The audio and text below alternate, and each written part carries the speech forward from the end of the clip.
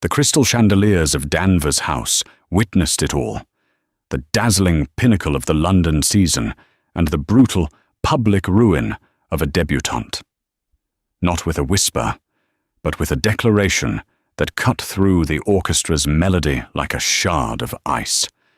He stood before her, the man who had promised her forever, his eyes as cold as the diamond pin on another woman's breast.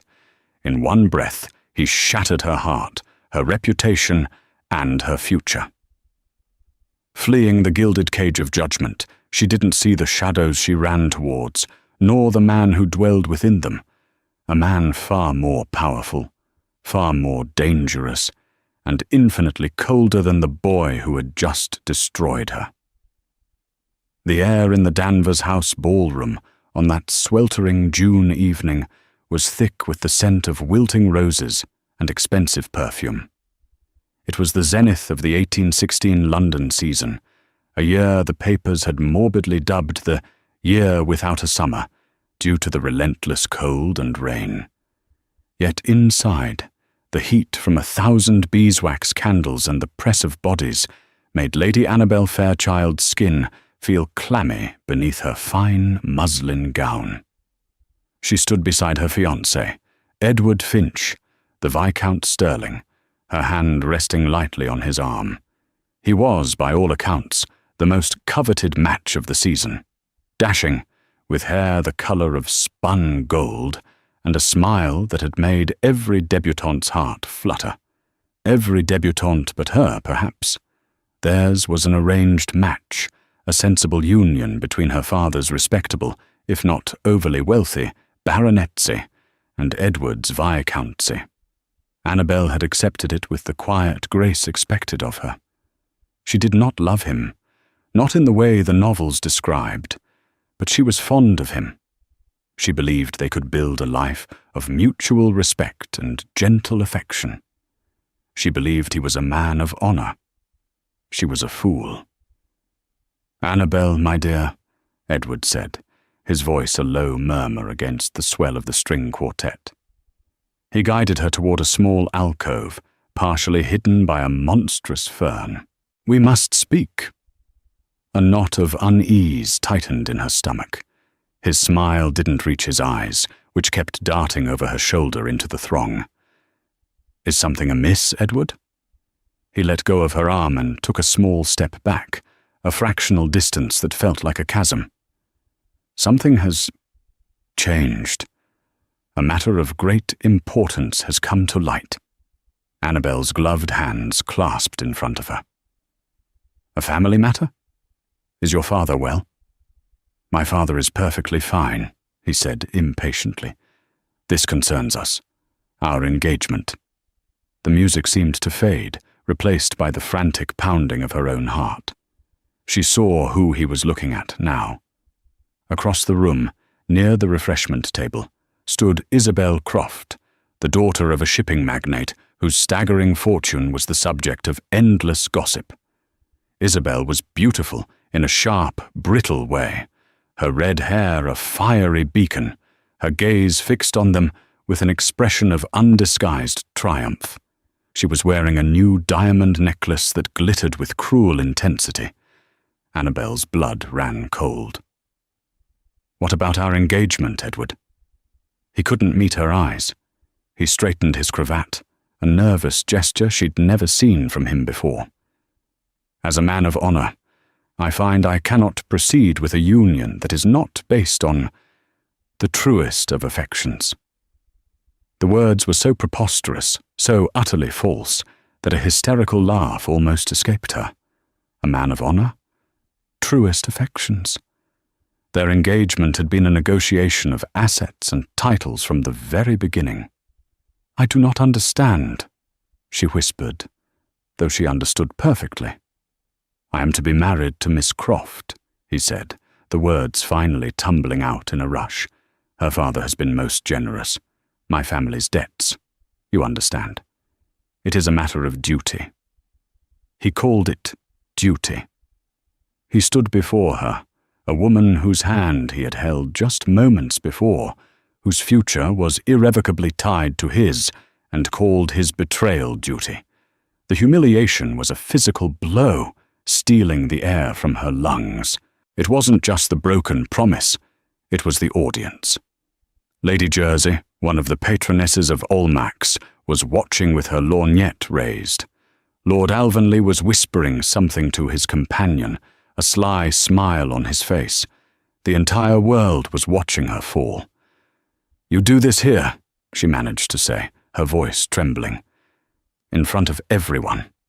A flicker of shame crossed his face, but it was fleeting.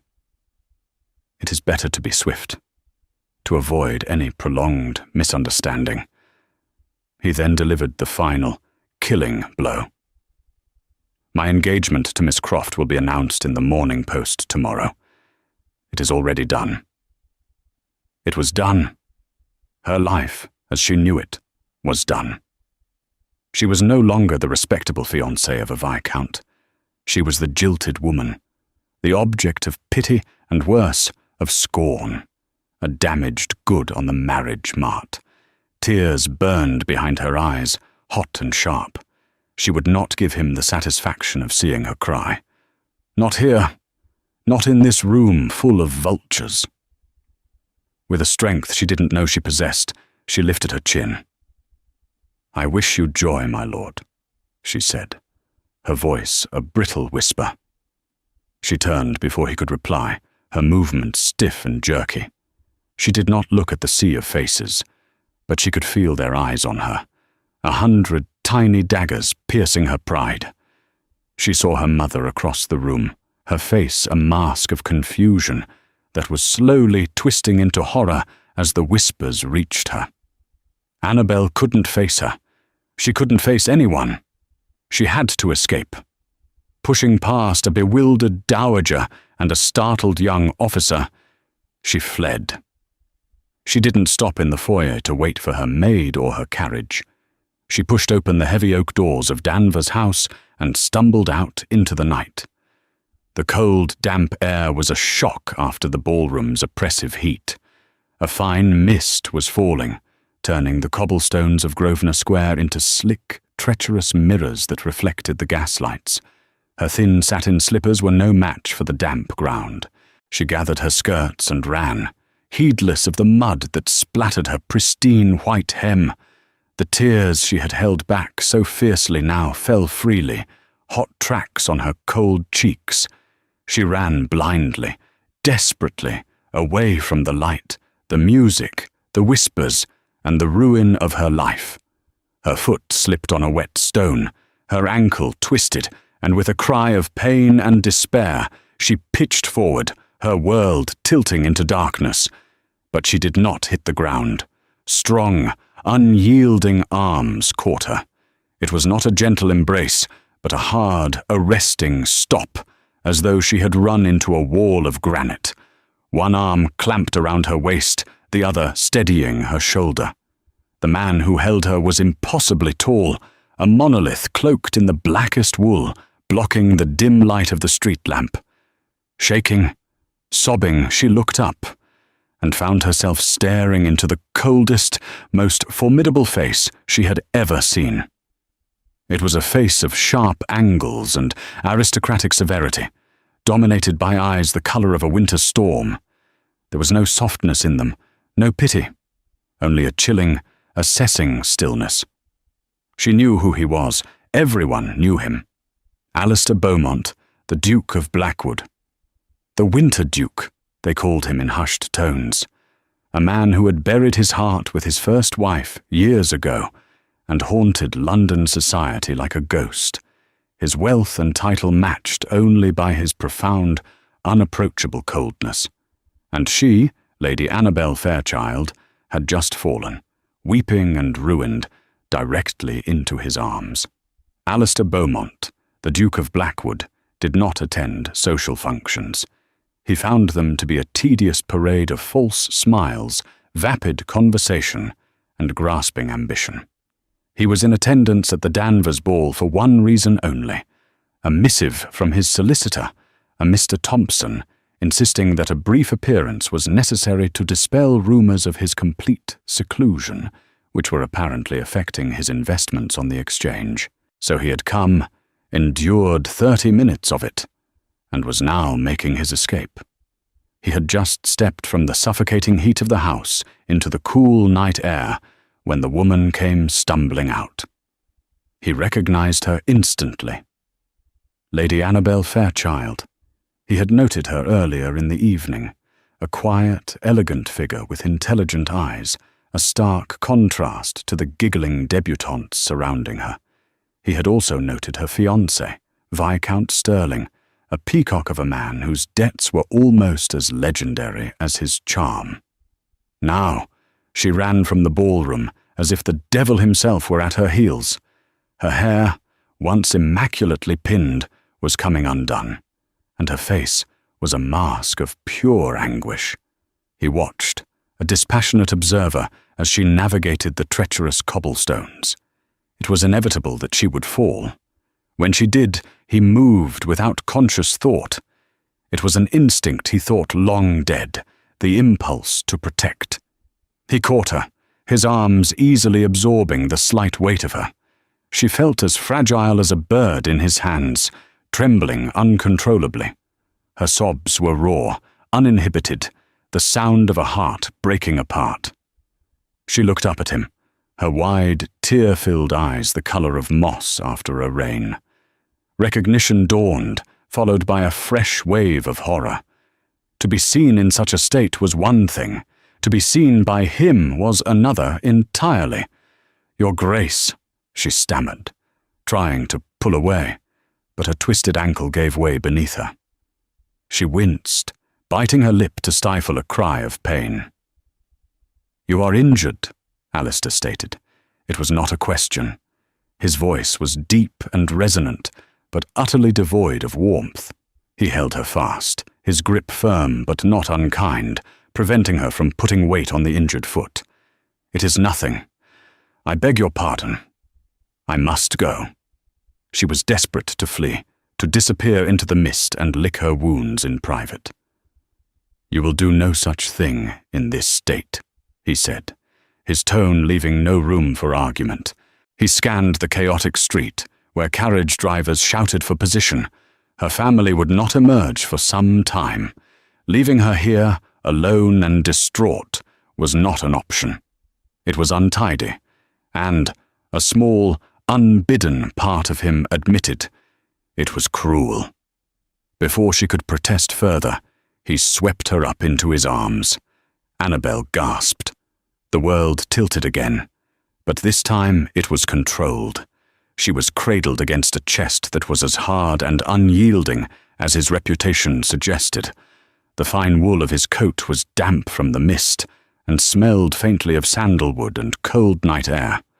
It was a shockingly intimate act from a man renowned for his untouchable distance. Mortification warred with a dizzying sense of security. "Your Grace, you cannot! Put me down!" she insisted, her voice muffled against his shoulder. The scandal," he said, his voice a low rumble near her ear, "has already occurred. My actions will scarcely add a footnote." He carried her as if she weighed nothing. He strode to his own carriage, a severe, unadorned black coach with his ducal crest, a silver wolf's head, painted discreetly on the door. His footman, a stoic man named Price, saw them approach, and his eyes widened for a fraction of a second before his professional mask snapped back into place. He wrenched the door open. Alistair deposited her onto the plush velvet squabs inside with a surprising gentleness. The carriage interior was dark, austere, and silent. He stood for a moment at the door, a towering silhouette against the gaslight. "Where do you reside?" he asked, his voice clipped. "Number 12 Brook Street," she whispered, her energy utterly spent. The adrenaline had faded, leaving behind a deep, aching cold and the throbbing pain in her ankle. He relayed the address to his driver. Then, to her utter astonishment, he entered the carriage and sat opposite her, closing the door behind him. The small space was suddenly dominated by his presence. He sat ramrod straight, his hands resting on a silver-topped cane, his gaze fixed somewhere over her shoulder, as if determined to ignore her very existence. The silence was profound, broken only by the rhythmic clatter of hooves on stone and the creak of the leather harnesses. Annabel huddled in her corner, acutely aware of her dishevelled state. Her dress was ruined, her face stained with tears, her heart a gaping wound. And across from her sat the Winter Duke, a man of ice and shadow, who had inexplicably become her rescuer. She risked a glance at him. In the flickering lamplight that passed through the window, his face was like a classical sculpture. Perfect, severe, and utterly unreadable. His dark hair was brushed back from a high forehead, and his jaw was set in a firm, uncompromising line. He was rumoured to be 32, but the profound sorrow in his past had etched lines of maturity around his eyes that made him seem older, timeless. They said he had adored his late wife, Lady Alara, a vibrant beauty who had died, along with their infant son, in a fire at his country estate, Blackwood Manor, 5 years ago. He had emerged from the flames with burns on his hands and a heart turned to ash. He had never been the same since. "Viscount Stirling is a fool," the Duke said suddenly, his voice startling her out of her reverie. He was not looking at her, but straight ahead, his gaze fixed on the dark street. Annabel flinched at the name. She began, but she didn't know what to say. "He has traded a diamond for a piece of polished glass because he lacks the sense to tell the difference," Alistair continued, his tone flat, as if he were discussing livestock prices. "His greed will be his undoing. The Croft fortune comes with the girl's father attached, and Silas Croft is a shark who will swallow the feckless Viscount whole." There was no sympathy in his words, only cold, hard analysis. Yet strangely, it was more comforting than any platitude. He wasn't pitying her. He was dissecting the situation with brutal logic, and his logic had concluded that Stirling, not she, was the one to be scorned. The carriage rolled to a stop. They had arrived. Price opened the door, his face impassive. "Thank you, Your Grace," Annabel said, her voice barely audible. "I do not know how to repay your kindness." "It was not kindness," he replied, turning his cool gaze on her for the first time since they had entered the carriage. "It was a practical solution to a public inconvenience. Do not mistake it for anything more." With that, he exited the carriage. He spoke in a low tone to Price, who then helped a stunned and trembling Annabel down from the coach. The Duke didn't wait. He climbed back into his carriage, closed the door, and the vehicle rumbled off into the misty night, leaving her on the doorstep of her home, the world irrevocably changed. She leaned against the railing, the cold iron biting into her palm, and watched until the darkness swallowed him completely. The morning after the Danvers ball, the sky over London wept a miserable grey drizzle. It was a pathetic reflection of the atmosphere inside number 12, Brook Street. The scandal had broken with the force of a tidal wave. Whispers had turned into a roar, and the morning papers, though circumspect, hinted at a sudden alteration in a prominent society match. Everyone with a pair of ears knew the truth. Annabel had not slept. She sat in the morning room, her swollen ankle propped on a stool, staring blankly at the rain-streaked window. She had recounted the sordid details to her parents, Sir Thomas and Lady Fairchild, whose initial shock had curdled into a mixture of fury and despair. "The man is a cad, a bounder of the worst sort." Sir Thomas paced the Aubusson carpet, his face florid with rage. "To do that to my daughter. Publicly. I'll call him out, I swear it." "You will do no such thing, Thomas," Lady Fairchild said, her voice thin and strained. She had been weeping all morning, twisting a lace handkerchief in her hands.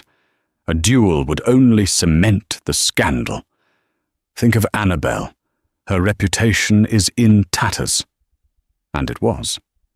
Annabel knew the cold reality of her situation. She was 21, no longer in the first blush of youth. Her dowry was modest. Now she was tainted by public humiliation. Mothers would steer their eligible sons away from her. The invitations would cease. She was ruined. Her future, once a clear and placid path, was now a desolate wasteland. Just as her father was launching into another tirade, the butler, Matthews, entered the room, his expression more grave than usual.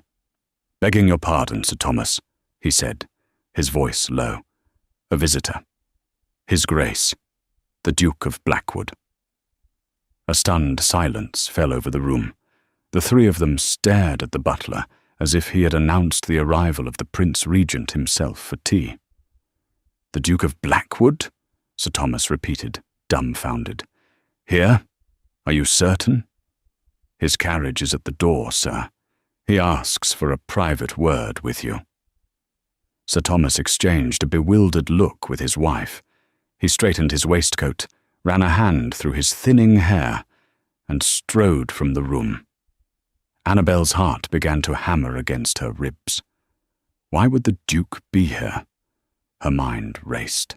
Had he come to complain about her behavior? To offer his condolences out of some strange sense of obligation? His cold dismissal of her last night suggested he wanted nothing more to do with the public inconvenience. The minutes stretched into an eternity. From the study, she could hear the low murmur of her father's voice, but the Duke's responses were inaudible. After what felt like a lifetime, the study door opened. Her father appeared in the doorway, his face pale, his expression one of utter shock. "Annabel, His Grace wishes to speak with you." Leaning on her mother, Annabel hobbled into the study. The Duke of Blackwood stood by the fireplace, one hand resting on the mantelpiece. He was dressed in impeccable, severe black, a stark figure against the room's cosy chintz. He turned as she entered, his grey eyes sweeping over her with that same unnerving, analytical gaze. He gave a slight, formal bow of his head. "Lady Annabel," he said. His voice, even in its quietness, filled the room. Her father cleared his throat. "Leave us," he instructed his wife, who fluttered out of the room, casting a worried glance back at her daughter. Sir Thomas remained, looking like a man who had just been told the sky was turning green. "Your Grace," Annabel began, her voice shaky, "I must apologize again for my conduct last night. I imposed upon you." "You did not," he replied, cutting her off. "However, the ton is now aware that you left the Danvers ball in my carriage, in my arms. The gossip columns this morning are already linking our names in speculation." Annabel felt a fresh wave of horror. Of course, in her distress, she hadn't considered the implications. Her rescuer was the most notorious recluse in England. Any association with him was fodder for the gossip mills. "I am so sorry," she whispered. "I have inadvertently drawn you into my disgrace." "I am not a man who is easily disgraced, Lady Annabel," he stated calmly. "My reputation is resilient. Yours, however, is not." He paused, his gaze unwavering. "As I have explained to your father, your prospects are now non-existent. You will be a pariah. Sterling's actions have ensured it." Every word was a cold, hard truth, a slap in the face. She wanted to shrink away, to hide from his clinical assessment of her ruin. "Therefore," he continued, as if concluding a mathematical proof, "I have presented a solution." Sir Thomas made a choked sound from his chair. Alistair looked directly at Annabel, his expression unreadable. "In order to quell the gossip, restore your position, and silence any questions about either of our actions last night, There is only one logical course of action. I have offered your father my hand in marriage for you." Annabel stared at him, certain she had misheard. The ticking of the mantel clock seemed to grow louder and louder in the suffocating silence. He couldn't be serious. This was some sort of cruel, elaborate jest. But the Duke of Blackwood did not jest. You wish to marry me?" she finally breathed, the words feeling foreign and absurd on her tongue. "It is not a matter of wish," he corrected her. "It is a proposition, a mutually beneficial arrangement. You require a name and a station that will place you beyond reproach. My name and title will provide that. You will be a duchess. No one will dare whisper a word against you. In return, I require a wife." "But why?" she asked, genuinely bewildered. "You have avoided society for years. Why would you want a wife now?" "My family's solicitors, and indeed my grandmother, the Dowager Duchess, have been insisting for some time that I must secure the succession. I require an heir. Beyond that, I require a duchess to manage my households and put an end to the endless parade of hopeful mothers and their daughters who conspire to entrap me.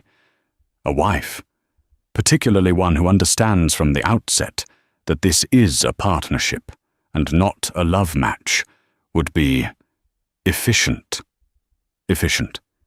He spoke of marriage as if it were a business merger. Annabel looked at her father, who was staring into the fireplace, his face a mixture of awe at the proposed alliance and terror at the man proposing it. This was madness, to tie herself to this cold, remote stranger. A man whose heart was buried in a grave. It was a sentence to a life of gilded loneliness. But what was the alternative?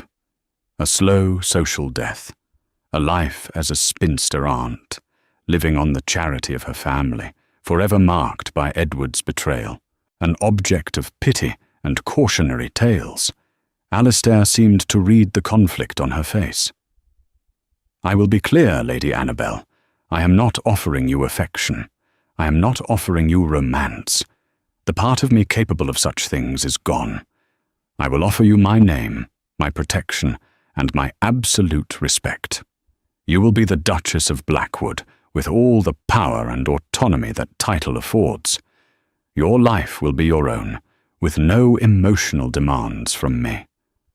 I will expect the same in return. It will be a contract, nothing more." He was offering her a prison of ice, but it was a prison where she would be queen. The alternative was a village stockade where everyone could throw stones. She thought of Isabel Croft's triumphant smirk. She thought of Edward's casual cruelty. She thought of the whispers and the stares. A sudden, fierce spark of defiance ignited within her. They thought her ruined. She would rise from the ashes, not as a pitiful victim, but as a duchess. Taking a deep breath, she looked the Winter Duke directly in the eye. "I accept your proposition, Your Grace." A flicker of something, surprise, respect, crossed his features for a brief second before it was gone. "Very well," he said. "I will have my solicitors draw up the settlements with your father. We will be married by special license at the end of the week." And just like that, her fate was sealed once more. She had escaped the arms of a faithless viscount and fallen into a contract with the coldest duke in England. The wedding was a quiet, sterile affair, conducted in the drawing-room of Blackwood's London residence, a formidable stone mansion on St. James's Square that felt more like a mausoleum than a home. The only attendees were Annabel's stunned parents and Alistair's grandmother, the Dowager Duchess Augusta Beaumont, a formidable old woman with eyes as sharp and grey as her grandson's. She assessed Annabel with a look that was neither warm nor unkind, but deeply pragmatic. "You have good sense and a strong spine," she had declared after a brief conversation. "You will do." It was the highest praise Annabel felt she was likely to receive from a Beaumont. The journey to Alistair's country estate, Blackwood Manor in the heart of Sussex, was undertaken in near total silence. Annabel sat opposite her new husband in the cavernous carriage, watching the green English countryside blur past the window. He read a book on agricultural reform for most of the journey, his face a mask of concentration. He was polite, attending to her comfort with a cool detachment, but made no attempt at conversation. This, she realized, was her new life. A shared space occupied by two strangers. Blackwood Manor appeared at the end of a long, winding drive, flanked by ancient, weeping beeches. It was a magnificent Tudor creation of dark stone and timber, sprawling and imposing beneath the perpetually grey sky. But there was a sombre, neglected air about it. The grand gardens were overgrown, weeds choking the once pristine rose beds. A film of grime seemed to cling to the mullioned windows, and an entire wing of the house was visibly dark and shuttered. The household staff lined up in the great hall to meet their new mistress. They were led by Mrs. Gable, the housekeeper, a severe, rail-thin woman in her late 50s, whose black bombazine dress seemed to rustle with disapproval. Her loyalty, Annabel sensed immediately, was to the manor's former lady. To her, Annabel was an interloper, a necessary inconvenience. The first few weeks of their marriage passed in a slow, monotonous rhythm. Alistair was a creature of rigid habit. He took his breakfast alone in his study at precisely 7, spent his days managing his vast estates, or locked away with his books, and they would dine together at 8. Their dinners were excruciatingly formal affairs in a dining hall that could seat 50, with a dozen candles doing little to dispel the gloom. They spoke of the weather, estate matters, and occasionally an article from the Times. He never asked about her day, her thoughts, or her feelings. He was upholding his end of the bargain. He gave her his name and his respect, and in return, he kept his distance. Annabel was given free rein of the household. She spent her days exploring the labyrinthine corridors of the manor, familiarizing herself with the staff, and attempting to bring a semblance of life back to the neglected home. She requested flowers be cut for the main rooms, ordered the dust sheets to be removed from the furniture in the long gallery, and began the arduous task of cataloguing the library's extensive collection. Mrs. Gable watched her every move with hawkish eyes, offering clipped, grudging assistance. The rest of the staff followed the housekeeper's lead, treating Annabel with a formal deference that bordered on suspicion. She was the Duchess, but she was not their Duchess. One afternoon, seeking refuge from the oppressive silence of the house, Annabel wandered into the overgrown gardens. She found a small, walled-off section behind a crumbling stone archway. It had once been a private garden, but now it was a riot of weeds and thorns. In the center, nearly consumed by ivy, was a stone bench. As she drew closer, she saw it was a memorial. The carving was faint but legible. Ilara and Thomas Beaumont. Forever in this earth, forever in our hearts. 1811. His wife and his son. Her breath caught in her throat. He had a son. No one ever spoke of the child. They spoke of the fire, of his grief for his wife. But the existence of a lost heir was a sorrow too profound for even the gossip-mongers to touch. Standing in the derelict garden, Annabel felt a profound wave of empathy for the cold, distant man inside the house. His grief wasn't just a memory. It was the very soil and stone of this place, a living, breathing entity that had consumed everything. She decided then and there to restore the garden. It was a small, quiet act, something for her to do with her hands and her mind. She ordered tools and, eschewing the help of the skeptical gardeners, began the work herself. She spent hours each day on her knees, gloved hands pulling at stubborn weeds, trimming back the overgrown briars, and trying to imagine what had once bloomed there. Alistair noticed. He said nothing, but one evening, as he walked from his stables, he paused at the edge of the main lawn, watching her work in the fading light. She was unaware of his presence, her brow furrowed in concentration as she cleared the earth around a struggling rose bush. There was a smudge of dirt on her cheek, and her hair had come loose from its pins. In that moment, she was not the poised Lady Annabel Fairchild or the formidable Duchess of Blackwood. She was simply a woman trying to make something beautiful grow in a place of sorrow. A strange, unfamiliar sensation tightened in his chest. It was a ghost of a feeling, a faint echo of something he had long since buried. He dismissed it as an anomaly and turned back toward the house, his stride as measured and resolute as ever. But the image of her in the twilight, kneeling in the dirt of his dead wife's garden, lingered in his mind long after he had closed his study door. The west wing of Blackwood Manor remained a place of mystery. Its doors were kept locked, its windows shuttered from the inside. The staff never spoke of it, and a thick, funereal silence seemed to emanate from its stone walls. Annabel knew, instinctively, that this was where the fire had happened. It was the heart of the house's sorrow, the sealed tomb of Alistair's past. Her curiosity was not morbid. It was born of a desperate need to understand the man she had married. She saw the flickers of pain that sometimes crossed his face when he thought no one was watching. She saw the way his hands, which bore the faint, silvery scars of old burns, would clench when a log shifted in the fireplace. He was a man living in a fortress of his own making, and she felt the west wing held the key. One rainy afternoon, while searching for linen in a dusty storage closet, her hand brushed against a small, ornate iron key hanging on a hook behind a stack of old blankets. It was different from the other household keys, older, more personal. On impulse, she took it. Her heart pounded as she walked the long, silent corridor toward the west wing. The air grew colder, the light from the hall windows dimmer. The heavy oak door that sealed the wing was locked, as she knew it would be. With a trembling hand, she inserted the key. It turned with a rusty groan.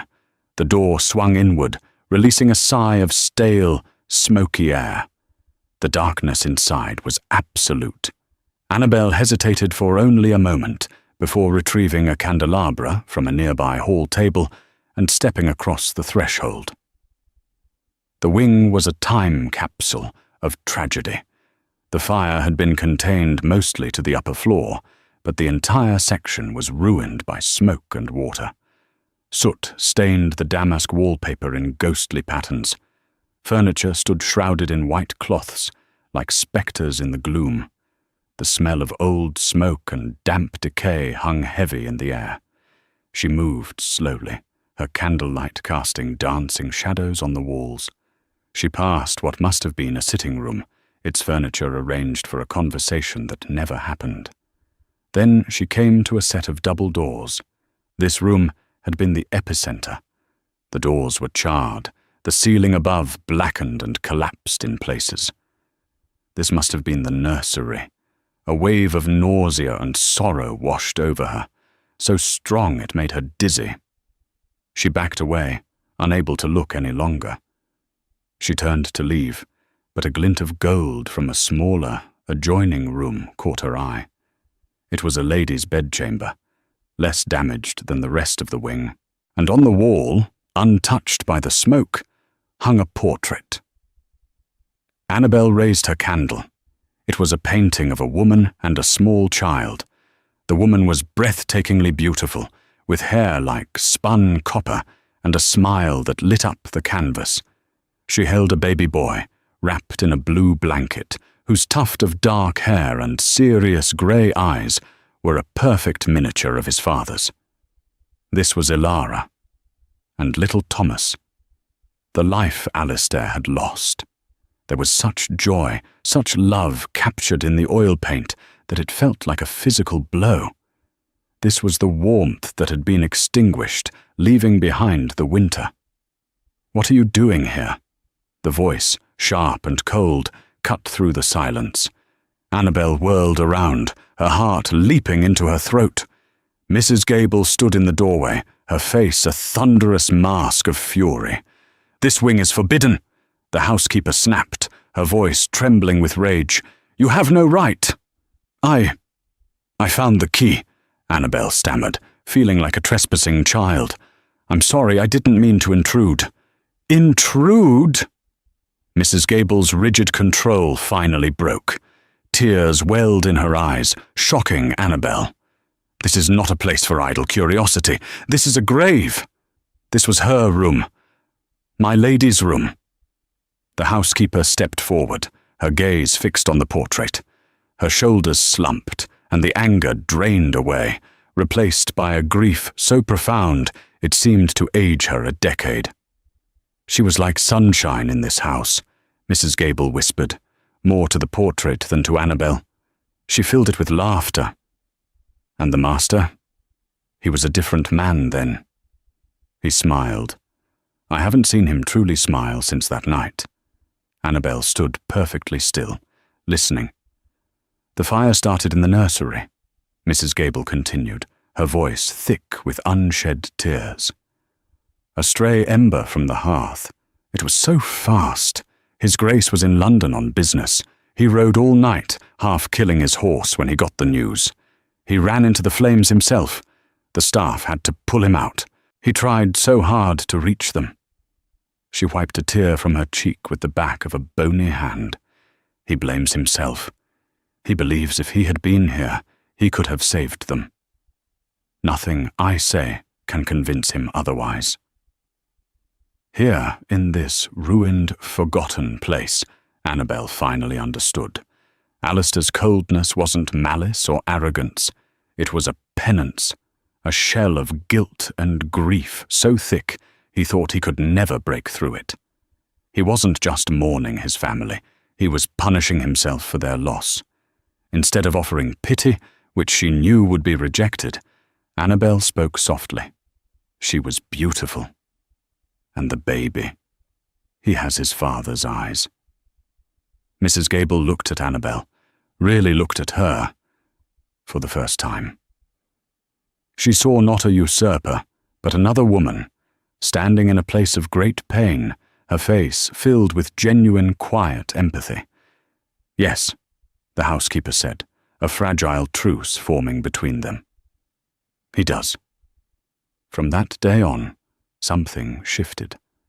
Mrs. Gable's demeanor toward Annabel softened, thawing from outright hostility to a grudging respect.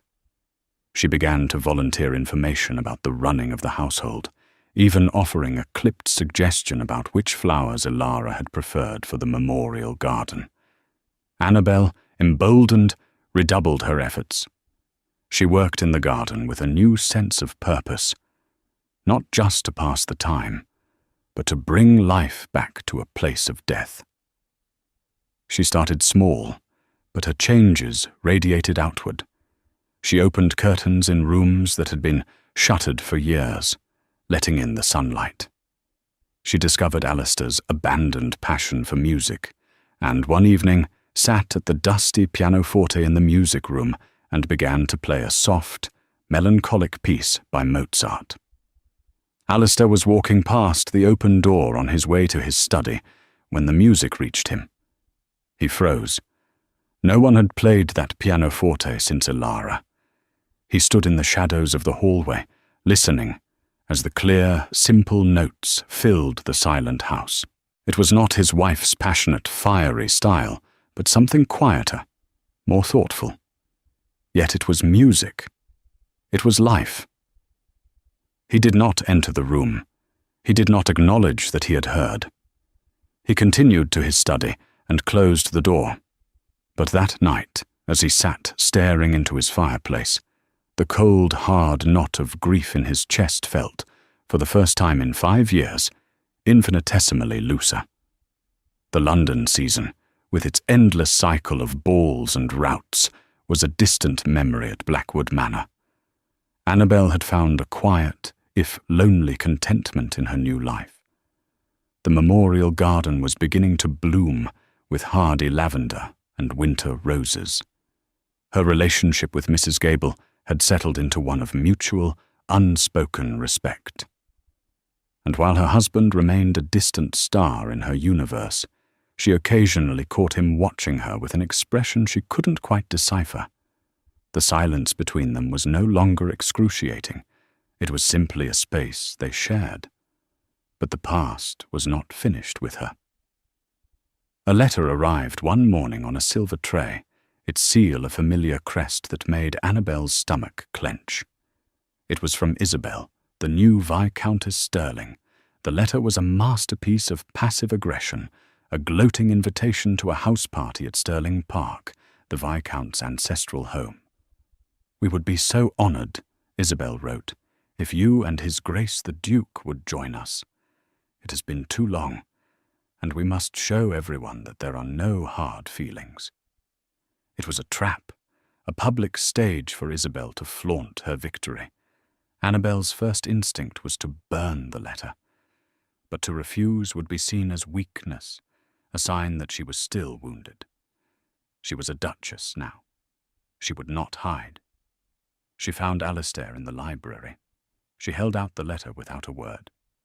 He read it, his face impassive. "A transparent and vulgar display," he said, setting the letter aside. "We will, of course, decline." "No," Annabel said, surprising herself with her own firmness. "We will accept." Alistair looked up, one eyebrow raised slightly. "You wish to subject yourself to that?" "I am not the same girl who fled the Danvers ballroom in tears, Your Grace," she said, her voice steady. "I am the Duchess of Blackwood. I will not be seen to be running from the Viscount and his wife. I will face them." A long moment passed. He studied her, his grey eyes searching her face. Then he gave a slow, deliberate nod. "As you wish, Your Grace. I will have my man of affairs send our acceptance." The atmosphere at Stirling Park was thick with cloying perfume and simmering gossip. Their arrival caused a stir. The sight of the Winter Duke and his surprised Duchess, a far more interesting spectacle than Isabel's new French furnishings. Isabel greeted them with a saccharine smile, her eyes glittering with malice. Edward, Viscount Stirling, looked profoundly uncomfortable. His marriage, it was rumoured, was not a happy one. His new wife was controlling, and her father held his debts over his head like a guillotine. He approached Annabel when she was momentarily alone by the French windows overlooking the lawn. "Annabel," he said, his voice low and urgent, "you look, well, the country air suits you." "Marriage to a duke suits me, you mean?" she replied coolly, refusing to give him the satisfaction of seeing any lingering pain. "I was a fool," he whispered, moving closer. "I see that now. Her money. It's a cage. I think of you often." "Do you?" Annabel said, her voice laced with ice. "I, on the other hand, have not given you a moment's thought." His face flushed with a mixture of shame and anger. "You cannot pretend you feel nothing. We were to be married.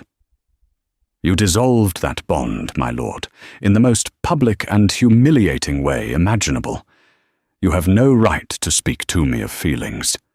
It was at that moment that Alistair appeared at her side. He did not touch her, but his presence was a physical shield, a wall of cold fury. He was taller than Stirling, his frame broader, his aura of power making the Viscount seem like a callow boy. "Is there a problem here, Stirling?" Alistair's voice was dangerously soft. Stirling took a step back, visibly intimidated. "No, Your Grace. Just conversing with an old friend."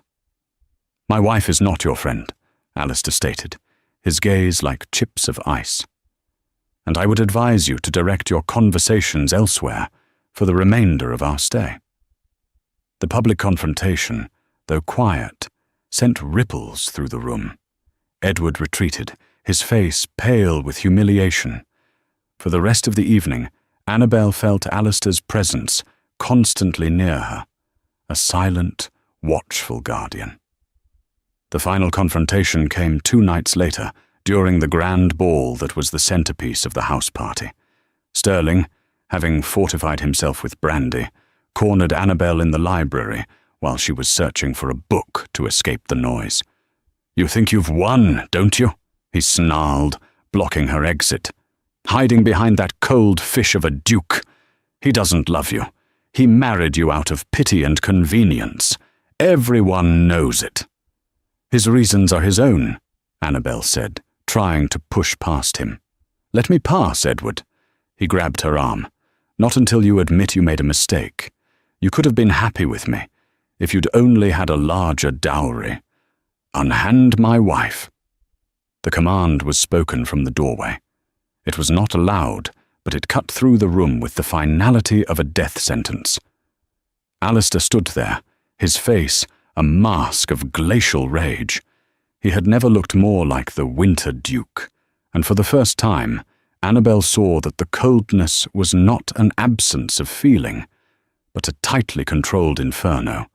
He strode forward in 2 long steps, and with one effortless movement, he seized Sterling's wrist, forcing him to release Annabel. Sterling cried out in pain as Alistair's grip tightened like a vice. "You will never," Alistair said, his voice a low, terrifying growl. "Lay a hand on her again. You will never speak to her again. You forfeited every right to her name, her presence, and her memory the moment you chose your greed over your honor." "She was mine," Sterling gasped, struggling in his grip. "She was never yours," Alistair retorted. "You were merely a placeholder, a foolish boy who was given a treasure and threw it away for trinkets." He shoved Sterling back, sending him stumbling against a desk. "Now get out of my sight before I forget that we are in a room full of people, and I do something we will both regret." Sterling, utterly cowed, scrambled from the room. Annabel stood frozen, her heart hammering against her ribs. She stared at Alistair, who was breathing heavily, his hands clenched into fists at his sides. The raw, violent protectiveness he had just displayed had shattered the wall of ice between them. He turned to her, his expression fierce, his grey eyes blazing with an emotion she had never seen before. He crossed the space between them, cupped her face in his large, scarred hands, and crashed his mouth down on hers. The kiss was not gentle. It was desperate, possessive, a torrent of emotion held back for 5 long years. It was the heat of the fire and the cold of the ashes, grief and guilt, and a terrifying, burgeoning hope all mingled together. It was everything he could not say, a raw confession in the silent library. When he finally broke away, they were both breathless. He rested his forehead against hers, his eyes closed. "He was wrong," Alistair whispered, his voice ragged. "It was not pity, and it is no longer convenience." He looked at her then, his soul bare in his eyes. "Annabel," he said, her name a prayer on his lips. "I think I am beginning to feel again, and it terrifies me."